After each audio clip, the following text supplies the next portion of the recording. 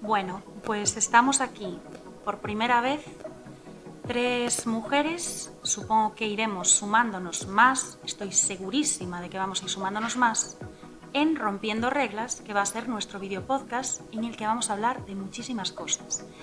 A mí se me ocurrió, estando aquí con mis compañeras, que hay que romper las reglas y que hay que marcharse de determinadas cosas para romper esas reglas. Y hace tiempo, muy cansada de estar encorsetada, muy cansada de tener miedo, muy cansada de avergonzarme de cosas que es imposible avergonzarse porque es nuestro cuerpo, es nuestro ciclo, es nuestra vida, somos cíclicas, se me ocurrió escribir algo que a lo mejor os puede ayudar y a ver qué os parece a vosotras.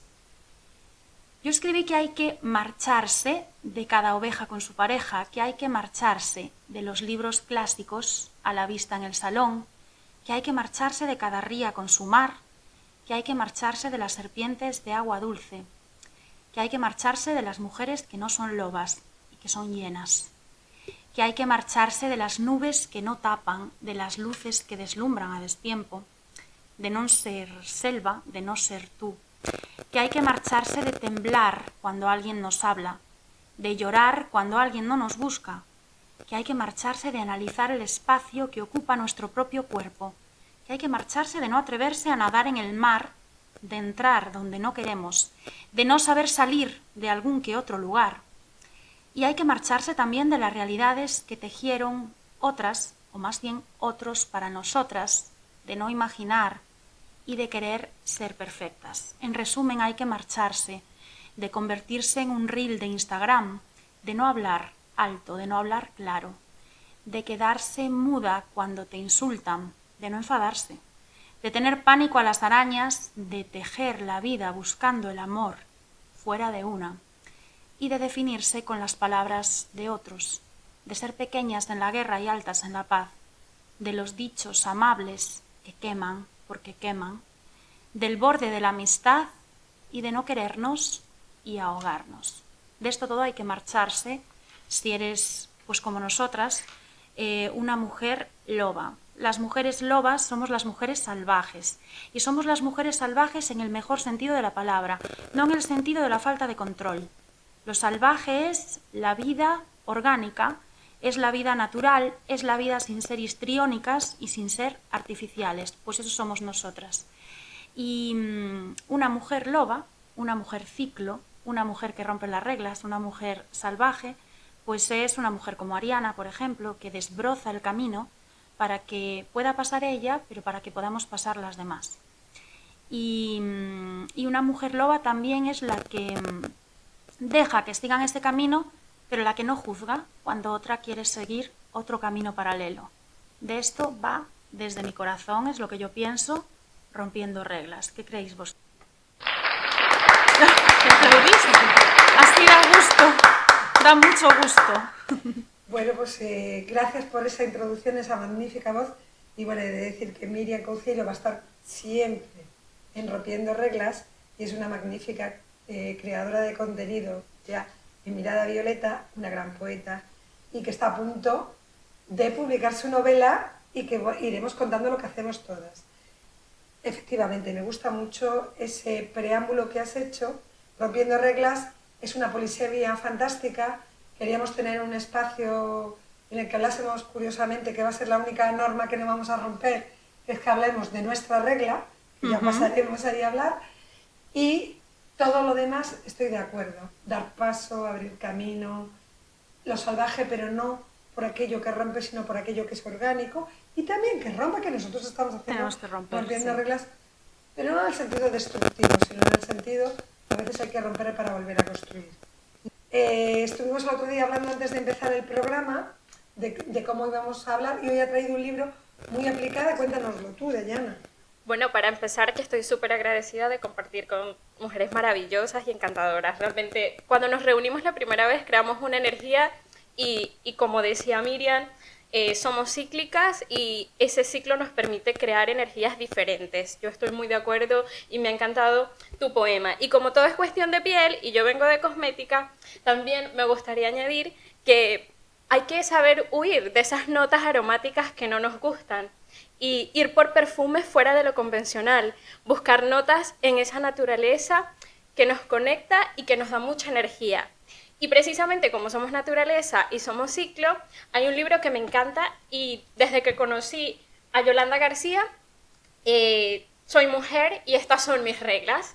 Realmente es un libro apasionante porque nos explica la naturaleza cíclica de las mujeres y cómo enfrentar ese ciclo, que al final estamos en un mundo muy lineal y no somos lineales. Entonces las mujeres tenemos que aprender a conocernos y a enfrentar el mundo lineal que resulta ser muy hostil, conociendo y yendo dentro de nosotras, qué comemos, cómo nos vestimos, qué usamos, y ese mundo lineal ya será un poco menos hostil gracias a nuestro propio autoconocimiento. Sí, porque precisamente hablar de hostilidad es algo que casi viene a cuento, porque parece que cuando nacemos como mujeres nos ponen en un lugar y a veces hay que salirse de esa regla, salirse de esa norma y parece que cuando te sales notas que te miran raro, ¿no? Que te miran como si te subieras fuera de la caja cuando no hay nada más creativo.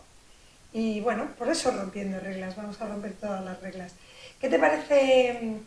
Lo propusimos el otro día y creo que es importante que empecemos a hablar de cómo fue y quizá Dayana, tú que has tenido, lo comentabas el otro día, muchos problemas con tu regla y agradecías este podcast, ¿cómo lo has vivido? ¿Cómo fue? Y me imagino que sigues teniendo Sí. una pelea con esa regla.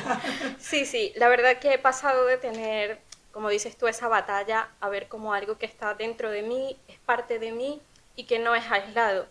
Desde pequeña, ¿no?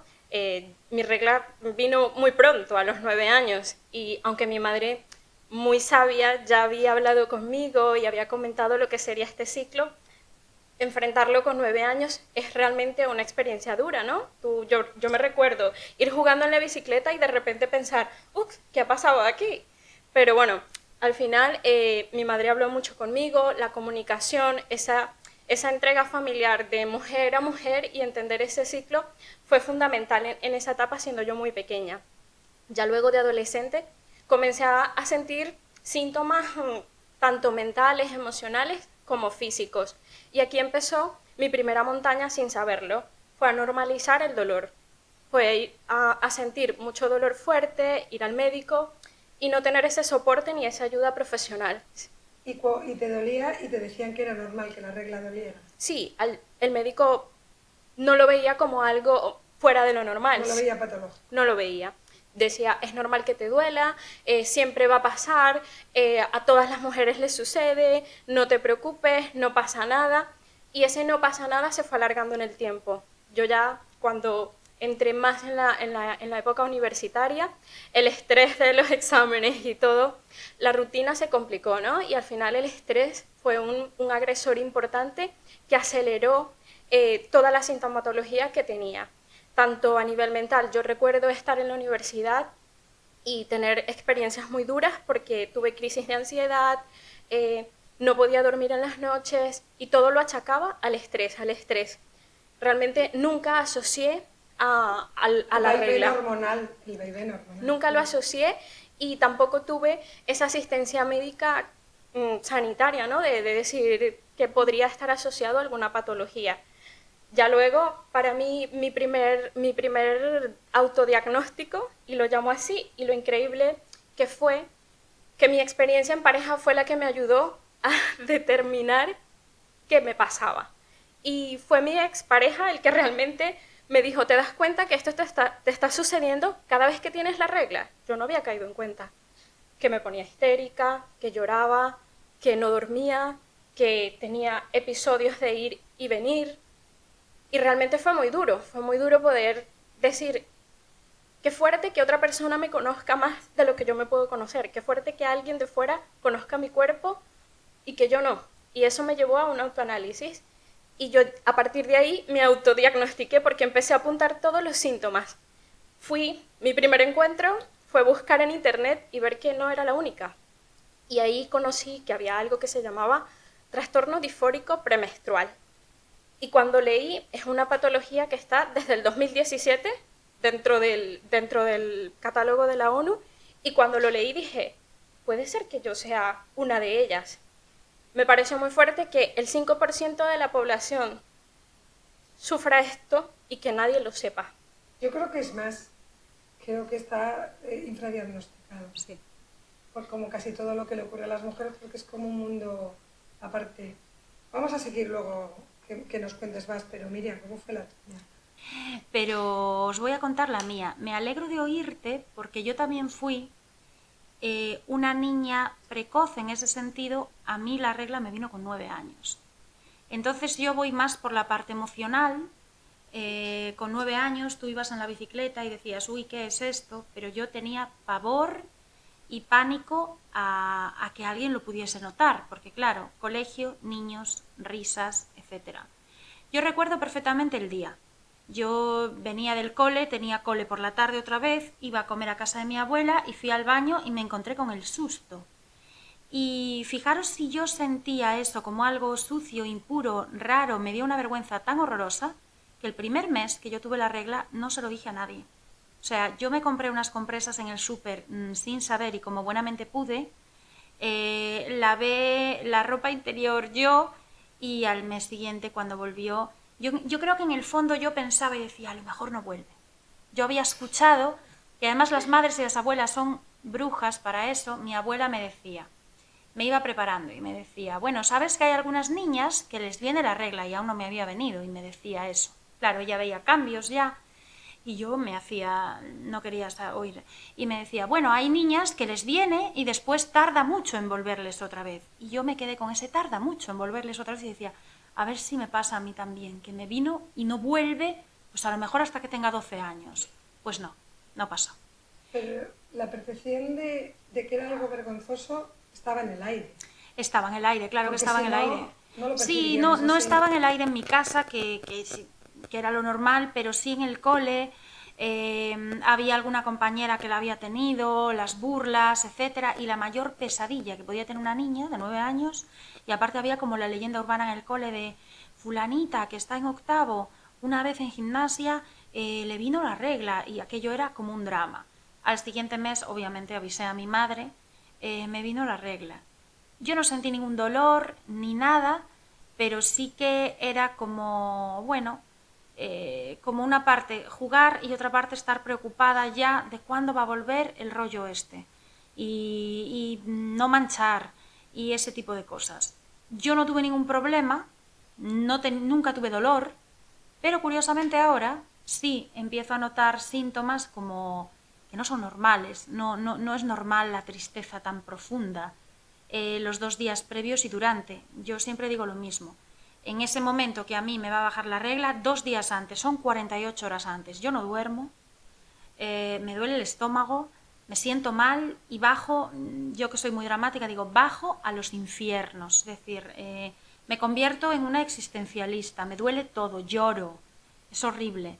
Entonces, bueno, como sé debido a lo que es, pues apunto cosas en una libretita o hago un poema, pero no tiene por qué ser normal y sí que creo que está infradiagnosticado porque parece que a la ciencia muchas veces más del 50% de la población humana no le importamos tanto porque sigue siendo muy androcéntrica y muy para ellos. ¿Tú Dayana, cómo estás procesando ahora? Y ahora cuento yo mi parte, pero es que me interesa. No te vas a mucho. escapar. No me voy a escapar. La verdad que hace unos 2 años aproximadamente empecé la dura tarea por buscar un diagnóstico médico y esa es mi segunda batalla y mi segunda montaña gigante, el ir al sistema sanitario público y darte cuenta que te pasaban de un médico a otro y que nadie podía decirte qué tenías, porque mi tiroides era normal, no tenía un diagnóstico por escrito, un ensayo que dijera esto está relacionado a cierta patología y todo parecía normal. Me enviaron al psicólogo y al psiquiatra. Sí, y ese es otro de los problemas y de las realidades a las que nos enfrentamos las mujeres. De hecho, antes de que fuese oficialmente el trastorno disfórico premenstrual conocido como una enfermedad, muchas mujeres que tenían síntomas similares, como decía Miriam, tristeza profunda, irritabilidad, se asociaban a trastornos de bipolaridad. Incluso si nos vamos más a la historia, mucho más atrás, me pongo a pensar y diría, ¿cuántas mujeres fueron quemadas? ¿Cuántas mujeres fueron maltratadas? ¿Cuántas mujeres estuvieron en centros psiquiátricos diagnosticadas de una manera que no era? Y eso me llevó a buscar más. Afortunadamente en España hay varias doctoras que se han encargado de estudiar. Llegué a una de ellas. Una tiene una visión bastante holística, integrativa, y sus terapias van bastante enfocadas a lo que es lo natural, suplementación, y a partir de ahí pues empecé yo como loca, que es el omega 3. El omega 3 te ayuda a los procesos inflamatorios, vitamina B6, vitamina B12, aceite de onagra, el Vitex, y como vengo de ciencia, pues busqué estudios relacionados en Google, me linké todos los estudios que fueran recientes acerca de suplementos nutricionales que pudiesen ayudarme, y todo lo que fue mejorar mis hábitos también de sueño, mejorar mis hábitos de comida, de estrés, también mejorar y hacer detox emocional, porque eso, chicas, ayuda muchísimo. ¿Sabían? Yo soy farmacéutica y el dato es que España es uno de los países donde más mujeres toman benzodiazepinas. Y de hecho nuestra Lola Ferreiro, decía que antes de hacerte un análisis para ver si tienes bajo el hierro, que arrastra un montón de emociones, arrastra la producción de tiroides, etcétera, etcétera, prefieren darte un antidepresivo. Cuando a lo mejor estás cansada porque te falta hierro o no te está funcionando bien la tiroides, porque todo está relacionado. Y somos el país que más medica a las mujeres con antidepresivos. Y no me extraña porque la otra doctora a la que llegué me recetó un antidepresivo, porque sí que es cierto que hay estudios que dicen que esto está relacionado con la baja serotonina que tenemos durante la fase lútea, que por cierto, muchas de nosotras, me incluyo, no sabía que la fase lútea se puede prolongar 15 días y que estos síntomas no solo los puedes tener 2 o 3 días, sino que te pueden cubrir 2 semanas de tu vida. Y a mí me parecía eso un número muy grande y muy drástico, porque decía, 2 semanas de mi vida, 2 semanas de mi mes voy a estar mal. Y empecé a medicarme, ¿no? Y realmente los síntomas no me compensaban, eran mayores los síntomas adversos que lo que me hacía el medicamento. Voy a contar mi caso y voy a abrir un melón, porque tendréis después. Hay un montón de mujeres que estarán escuchando este podcast que dirán que ya estamos patologizando y poniéndonos de mujeres débiles por un evento que es natural. Y yo creo que es un complejo de las propias mujeres para parecer hombres, que es una forma de hacernos sentir como competitivas en la forma y en el modo que es competitivo un hombre, con menos ciclos, con una forma más continuada de mantener la testosterona o la falta de lo que tenga. Por eso me encanta que hayas traído este libro de Soy mujer y estas son mis reglas, porque estas son nuestras reglas y quien las niegue no quiere reconocer que son nuestras reglas. Mi caso es justamente el contrario, que yo tardé muchísimo en tener la regla. Eran 13 años casi para 14 y fue para mí también un drama, porque prácticamente toda mi clase y todas las clases hace años ya eran chicas, ya tenían la regla y yo me sentía como un bicho ya. Y claro, como además teníamos una cultura, casi veníamos condicionadas para ser mujeres reproductoras en el futuro, pues si yo pensaba, si no tengo regla, no voy a poder tener hijos, voy a ser menos mujer, o sea, no voy a ser así. Entonces yo lo celebré porque yo fui al médico a preguntarle, ¿yo voy a tener la regla alguna vez? O sea, fue justo todo lo contrario, ¿no? Es verdad que fueron dolorosas, pero yo creo que fueron dolorosas por represión. Ese dolor uterino que se provoca, yo creo que es una rabia acumulada, porque luego yo me he dado cuenta, bueno, a lo mejor tampoco nadie me hizo un análisis y a lo mejor estaba todavía ese proceso de desarrollo de estrógenos un poco flojo, pero reconozco que a medida que yo me fui liberando psicológicamente, la regla dejó de dolerme. Supongo que también tiene que ver con la madurez, pero creo que hay mucho de represión, tanto en el miedo, en la vergüenza, como incluso en asociarlo a un dolor que a veces es más de una contención de rabia, ¿no? y de todo lo que conlleva. Porque claro, en el fondo hemos contado 3 casos. Hemos tenido la regla por sorpresa, demasiado pronto, como obligación, como vergüenza.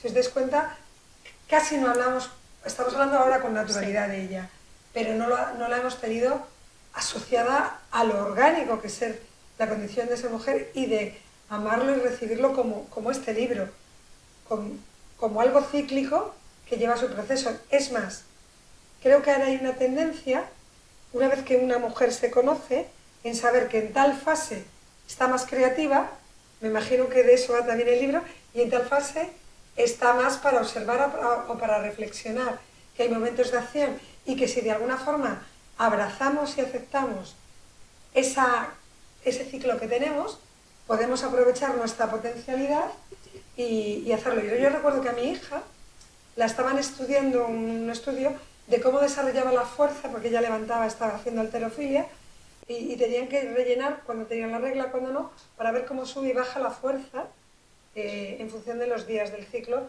de las mujeres. No sé qué fue de ese estudio, pero es que lo que estabais diciendo es un estudio de hace 4 días. Es que hemos vivido de espaldas a la regla. Y en algunos países es una vergüenza. Hay religiones que no te permiten, te encierran, no te permiten tocar, no te permiten cocinar, no te permiten compartir con la familia. O sea, son 3 días o 4 días de encierro, ¿no?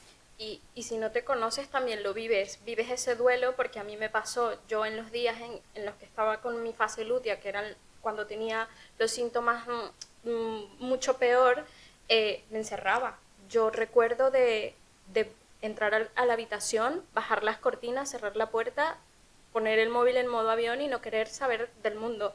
Y esa fase de duelo se vive.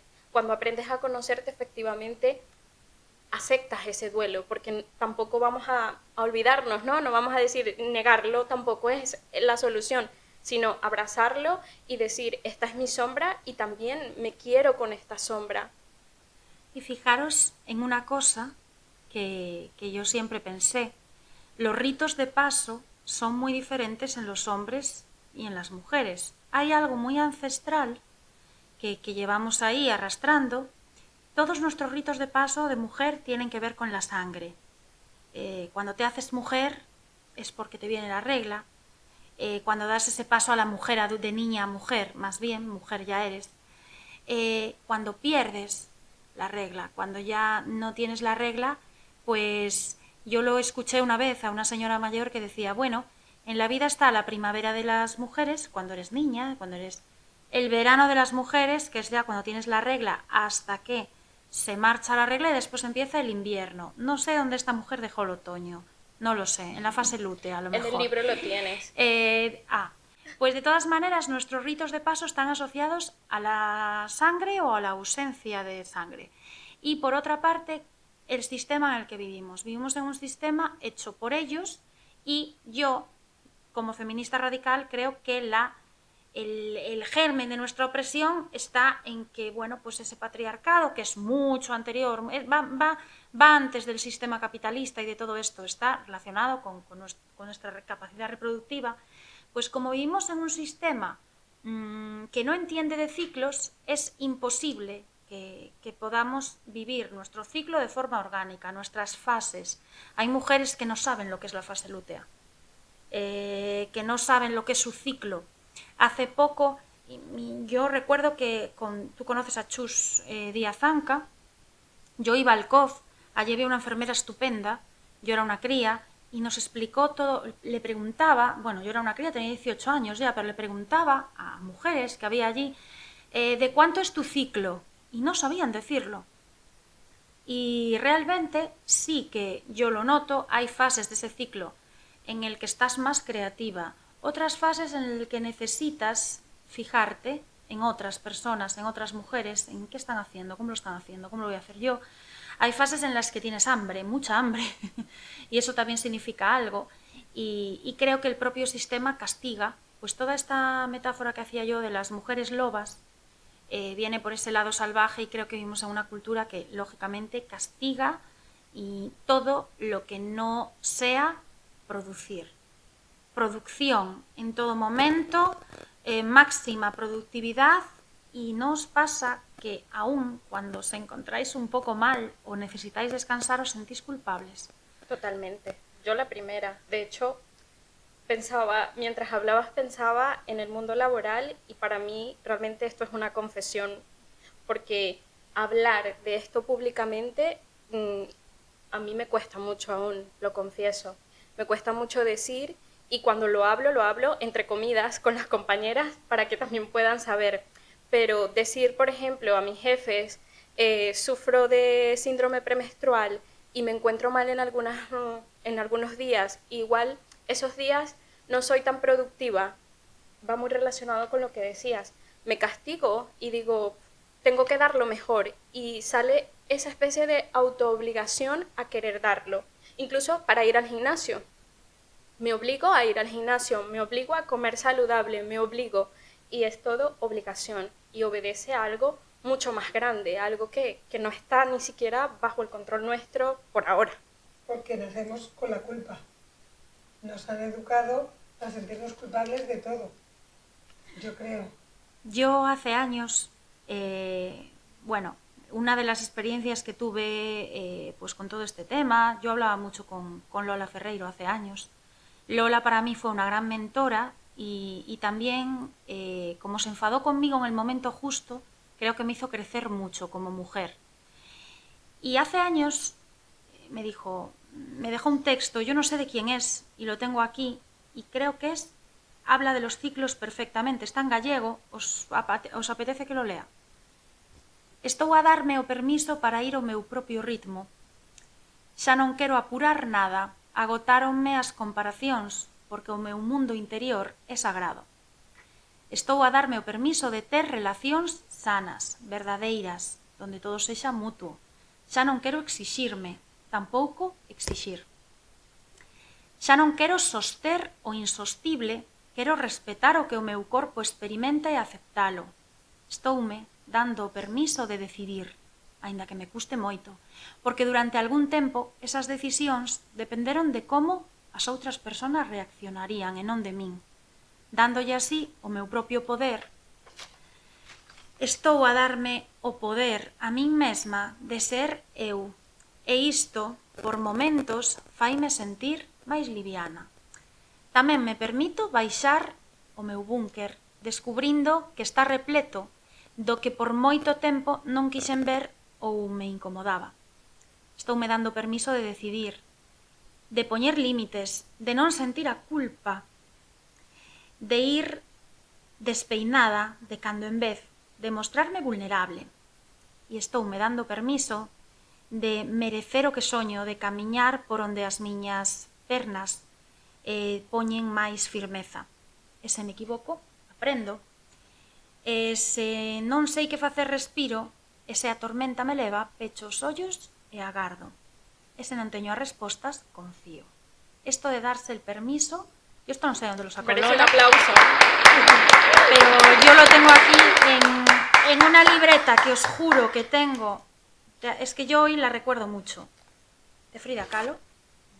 Y yo tenía escritas estas cosas y no sé de dónde sacó esta mujer este texto, pero me parece estupendo. Es maravilloso. Darse el permiso de cosas, darse el permiso de estar cansada, de pasar... la culpa, que era lo que estamos hablando. Darse la culpa, de pasar tu fase lútea, de decir, estos días a lo mejor no soy tan productiva o no quiero estar tan expuesta y prefiero hacer un trabajo pues más de backstage, yo qué sé.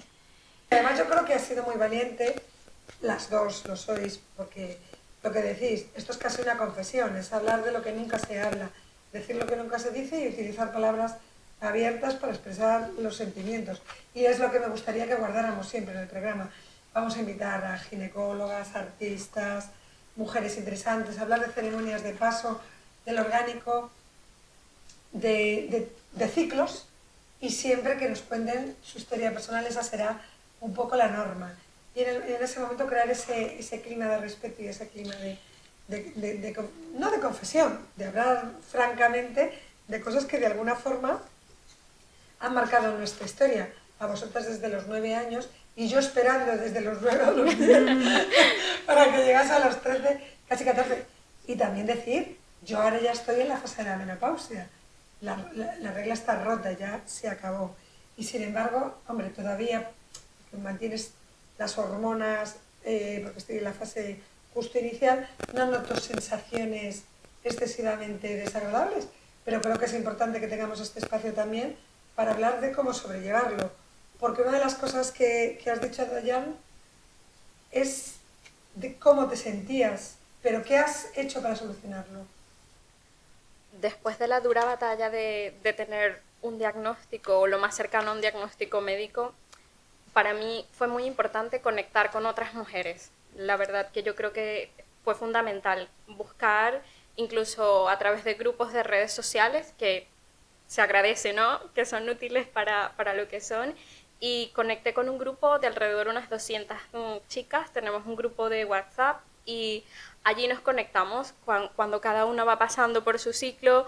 Estoy mal, tengo problemas, tengo esto. Y ahí me di cuenta también de que otras personas habían hecho otros cambios en su vida que le ayudaron. Pues yo hice un detox emocional, relaciones, alimentación, suplementación. Al final fue entender, ¿no? Entender que ese paso, ¿no? Que ese paso por la regla y sobre todo que el ciclo no inicia con la regla. Me ayudó mucho también a cambiar mi actividad, a moverme en función del mundo lineal y decir, pues estas son mis reglas.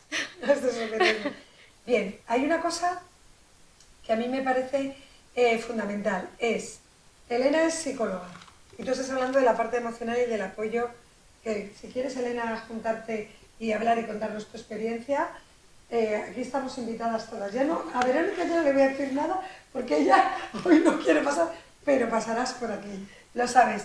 Pero has hablado de omega 3, porque los ácidos grasos son fundamentales orgánicamente y no los sintetizamos. La gente piensa, bueno, pero eso seguro que lo tiene, no, es que necesitamos que un aporte extra. Has hablado de las Bs, porque hay una bajada emocional y entonces o sea, es verdad que te ayuda la suplementación. Sí, totalmente. Yo llevo 1 año y medio, ¿no? con suplementos, omega 3 antiinflamatorio, noto muchísimo. Es verdad que se me hizo un poco más abundante. Yo soy de menstruación muy dolorosa, pero poco abundante. Y con el omega 3 noté un cambio. Hubo como periodos de mi ciclo donde tenía menstruación abundante. Y la vitamina B me ayudó muchísimo en la parte del sistema nervioso, a regularme. También tomé el Vitex, que maravilloso porque noté muchísimo incluso una disminución de los síntomas físicos, no solo los mentales, ya podía dormir un poco mejor. Sí es cierto que también tener una aplicación donde sé en qué fase estoy me ayuda muchísimo y comentarlo sobre todo con las personas más cercanas. No tienes que ir con un cartel diciendo estoy en mi fase lútea, estoy en mi fase... No, pero sí, por ejemplo, con mi pareja lo comento y le digo, cariño, estoy así. Y ya él, vale, no te preocupes. O en los días en los que estoy muy alegre, ya los aprovechamos para hacer. Y yo creo que eso es fundamental, tener esa comunicación también con las personas, con tu entorno más cercano. Nos falta comunicación. Nos falta muchísima comunicación. Creemos que tenemos mucha comunicación, pero lo que tenemos es pantalla, al final. Yo, por ejemplo, con Elena, que está ahí ayudándonos por detrás, Elena y yo nos mandamos muchas cosas por el móvil porque nos hace mucha gracia, pero esa es una parte. Pero hablamos mucho, ¿no? Tenemos muchísima comunicación.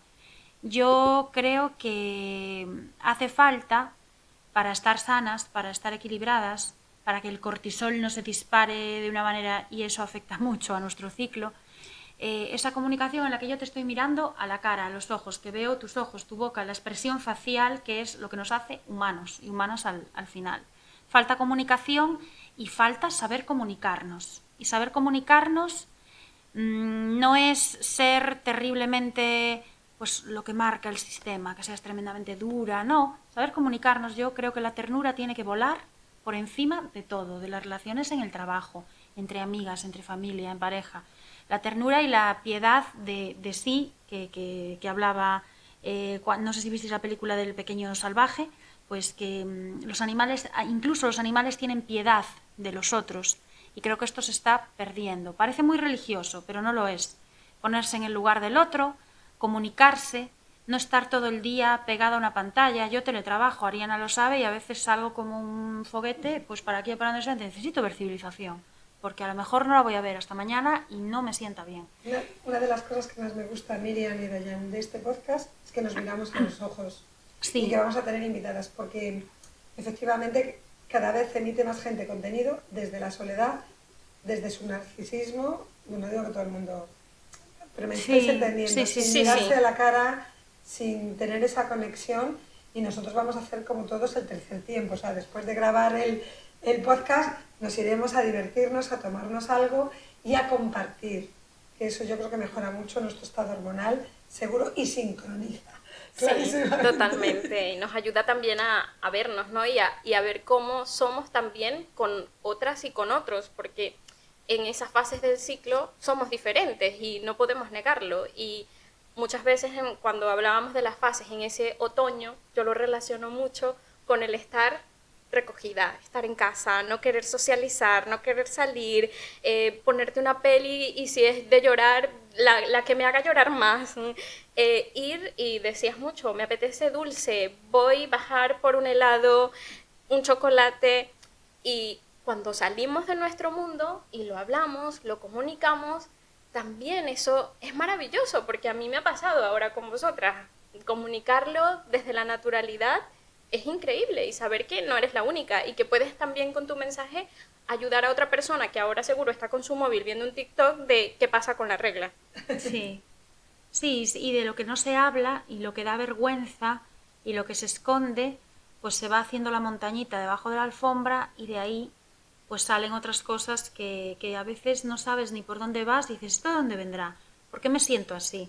Yo recuerdo que en terapia con una psicóloga, además, pues que sí que era feminista, me dijo algo que yo no había reparado. Yo, como iba permanentemente nerviosa y permanentemente tenía como mucha rabia, me dijo, tienes que trabajar la vergüenza. Y eso no me lo habían dicho en la vida, la vergüenza.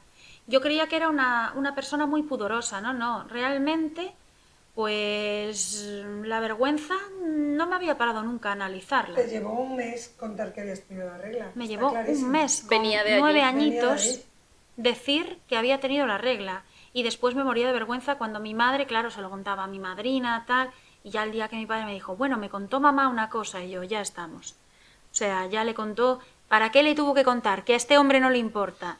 Y además mi padre, que es muy simpático al final, también una vez le mandamos a comprar unas compresas y él también tenía vergüenza, y él en la farmacia pues estaba, dame un paquete de chicles, por poco se lleva toda la farmacia, un dentífrico, un cepillo de dientes y un paquete de compresas. Y la farmacéutica, ¿cómo? Y un paquete de compresas. Y claro, la farmacéutica, ¿cómo las quieres? ¿Con alas, sin alas, noche, no sé qué? Y él, ¡unas compresas! No sé. Y llegó a casa espantado, en plan, ¡qué poca discreción! Y le dijo mi madre, ¿pero discreción? ¿Por qué? O sea, ¿por qué tiene que tener discreción? Sí, pero sí, estas cosas... Pero sí, yo fui la niña que tardó un mes en decir que tenía la regla. Y eso es para... Es para verlo. ¿De dónde viene esa vergüenza? Tú que Miriam, lo hemos hablado, igual que tú profesionalmente, estás en la sección cuestión de piel, tú estás más en la emoción. ¿Recomiendas escribir, tener un diario como algo de terapia? ¿Para ti ha sido fundamental? Es fundamental. ¿Desde cuándo?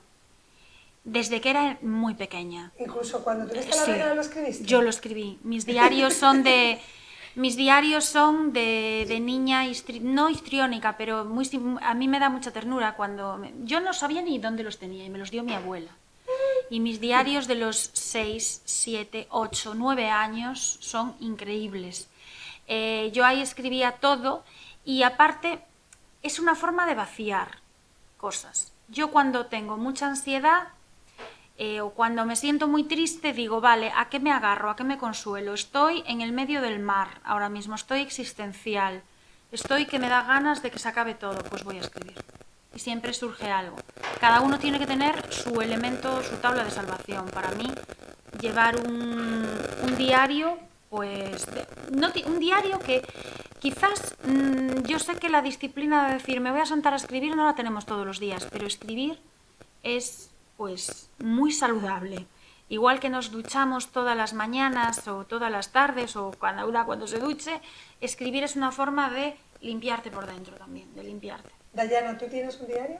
Sí, y como Miriam lo llevo desde pequeña también. ¿Sí? La verdad que es como tú dices, al final es liberar y tener ese espacio de soltar ¿no? Porque muchas veces lo que hablabas inicialmente, nos enseñan a quedarnos y en esos momentos lo que necesitas es soltar, liberar todo lo que tienes. Y también me ayuda mucho a escribirme notitas en el espejo, en la nevera, cuando quiero ir a comer como loca, de decir, estás en tus días y por eso estás comiendo mucho. Y es como decir, vale, ok, me controlo.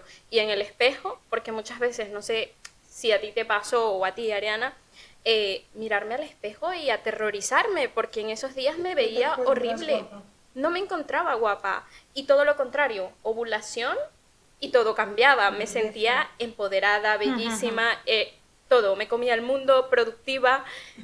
Y esas notitas me han ayudado mucho a darme también como un poco más de ánimo y a tener ese autoesfuerzo de decir, venga, sí, no estás mal, te ves linda, eres hermosa y te quiero. ¿Dónde están esos cuadernos? Yo vengo de Venezuela, así que están divididos. Una parte están con mi madre, que alguna vez también me hace fotos y me dice, mira lo que encontré. Y yo, por favor, no, eso no. Y luego también te llenas de esa nostalgia de decir, wow, yo siendo tan pequeña... Qué profundidad, ¿no? Exacto, ya tenía ese mensaje, ya venía dentro de mí algo calando y que con el tiempo se ha ido afianzando, ¿no? Y es bonito también verlo. Está la niña dentro de nosotros todavía. Es que yo creo que escribir, la persona que escribe, la persona que lee vive dos veces. Vives tu vida y vives lo que lees. La persona que escribe puede vivir infinitas veces porque en este mundo que a veces a mí me toca mucho las narices y me aterroriza, pues te puedes crear tu propio mundo. Pero realmente, leyendo incluso a otras mujeres, a mí que me gusta tanto, me gusta, y sé que estamos hablando de ciencia también, pero me gusta mucho lo relacionado con el más allá. Digo, oye, pues escribir y leer es ser un poco medium, porque tú te estás comunicando con mujeres o con hombres, depende del autor que leas, que ya no están aquí. Y te están diciendo cosas y ya no están aquí. Y eso me parece precioso, pero también cuando leo mi diario y veo lo que ponía la Miriam de 10 años, pues la abrazo un montón y digo, jo, hasta aquí has llegado, ¿sabes? Y espero cuando tenga 50 abrazar a la de 39 o la de 40 y decir lo mismo, porque el mundo no te va dando palmaditas en la espalda y a veces también se necesita. Sí, sí. Y mira, justo relacionado con lo que decías, porque yo soy de ciencia, pero las energías me apasionan y la física cuántica ha venido a ayudarme un poco con esta explicación energética, en el libro me gustó mucho, me lo marqué y me gustaría compartirlo porque dice, estamos conectadas física y energéticamente con nuestras antepasadas. Cuando tu abuela estaba gestando a tu madre, esta ya tenía en sus ovarios el óvulo que dio origen a tu vida. Así que tu primer hogar, al menos de la mitad de tu persona, fue el cuerpo de tu abuela materna. Se llama herencia mitocondrial. Es el ADN mitocondrial. Bueno, aparte de que es verdad que cuando se está gestando, en la abuela ya está los óvulos que tendrá la hija, si tiene, del niño que está gestando, de la niña que está gestando. Es increíble. Y me gustaría que nos despidiéramos invitando a nuestras oyentes, supongo que nuestras oyentes serán mayoritarias, pero ¿por qué no? Si quieren conocernos, puede haber algún oyente más. Mi padre nos oirá. Yo espero que mi novio lea algo, nos vea un poco también. Sí, yo también espero que mi pareja, aunque solo sea por curiosidad, para saber qué hay en ese universo femenino, que lo hemos traído aquí de alguna forma, no tan sutil, yo creo que bastante clara. Pues me gustaría que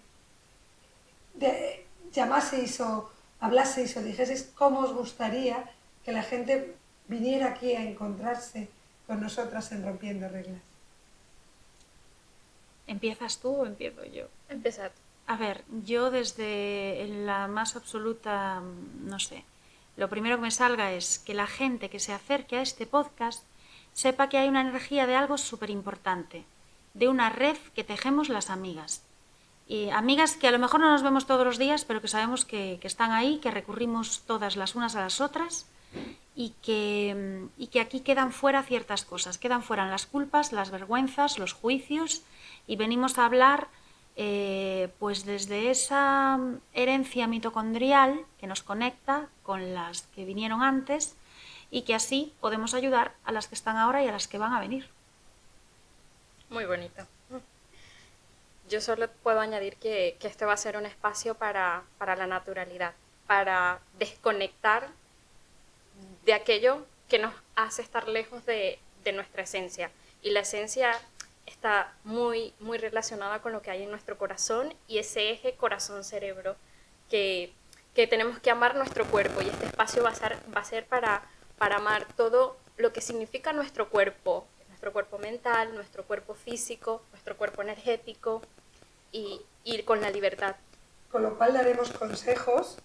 Yo creo que es muy bonito que traigamos libros, que demos esos consejos. Repite, Dayan, este libro que nos has recomendado hoy, esos poemas de Lola Ferreiro que tenía guardados, y el tuyo propio, Miriam.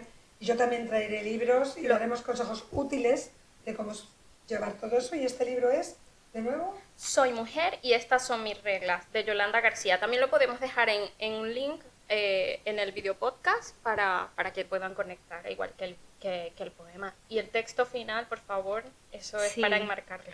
Yo voy a hacer algo que siempre hago y que todo el mundo que me conoce o me ama o me odia por esto. Lo dejo vuestra tal. Yo creo que para los oyentes que quieran interaccionar, para las 3 primeras interacciones que tengamos en el podcast, si quieren, pues yo puedo dejar ese poema en un formato muy bonito y que se pasen por aquí y se lo entregamos. Vale. Pues bueno, voy a hacer una invitación. Estamos físicamente viéndonos las caras en Travesía de la Gaiteira número 2 y nos encantará que este lugar sea un lugar orgánico donde la gente, una vez que nos escuche y nos quiera descubrir, pueda venir, saludar, asomarse a nuestra pecera, contar o no contar, escuchar, y porque los verdaderos programas, los orgánicos, se hacen desde la verdad interna de cada una de nosotras y con la comunidad y la red de las personas que se acercan, que nos dan esa energía, que están interconectadas. Así que gracias, Miriam, por ese ofrecimiento. Y bueno, vamos a editarlo, a ver qué tal nos queda. Va a haber un trozo de vídeo podcast. Huyamos de la perfección, por favor, fuera. Porque eso lo podría hacer la inteligencia artificial perfectamente. ¿Qué inteligencia ni que nada? Va a ser imperfecto, como la vida misma. Va a ser cíclico. Un trozo de vídeo, un trozo de audio. Inteligencia esencial, le llamaría yo. Pues muchas gracias. Vamos a darnos unos aplausos a nosotros.